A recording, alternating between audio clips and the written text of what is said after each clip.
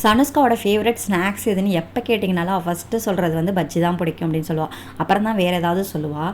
ஏன் அவளுக்கு அந்த அளவுக்கு பிடிக்கும் அப்படின்றதே எனக்கு தெரில. 2-3 டேஸாக வந்து எனக்கு ரெடி பண்ணி கொடுங்கன்னு சொல்லி கேட்டுகிட்டே இருந்தாள். என்கிட்ட வாழைக்காய் இல்லாதனால ரெடி பண்ண முடியல. என்னோடய சிஸ்டரை வாங்கிட்டு வர சொல்லியிருந்தா, அவளும் வாங்கிட்டு வந்து கொடுத்துருந்தா.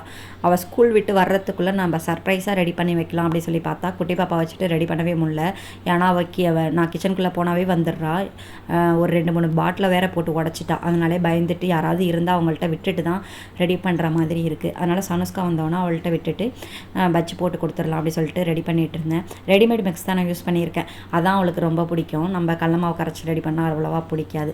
அதெல்லாம் போட்டு கொடுத்துட்டு சாப்பிட்டுட்டு ஜாலியாக ஒரு 7 மணி போல் நானும் என்னோடய சிஸ்டரும் வந்து ஷாப்பிங் போனோம். கொஞ்சம் மளிகை ஜாமான்லாம் வாங்க வேண்டியது இருந்துச்சுன்னு சொல்லிட்டு வாங்கிட்டு வந்துட்டு வீட்டில் வந்து தான் டின்னர் முடித்தோம். தோசையும் காலையில் வச்ச தக்காளி சட்னி இருந்துச்சு, அதையும் வச்சு முடிச்சாச்சு.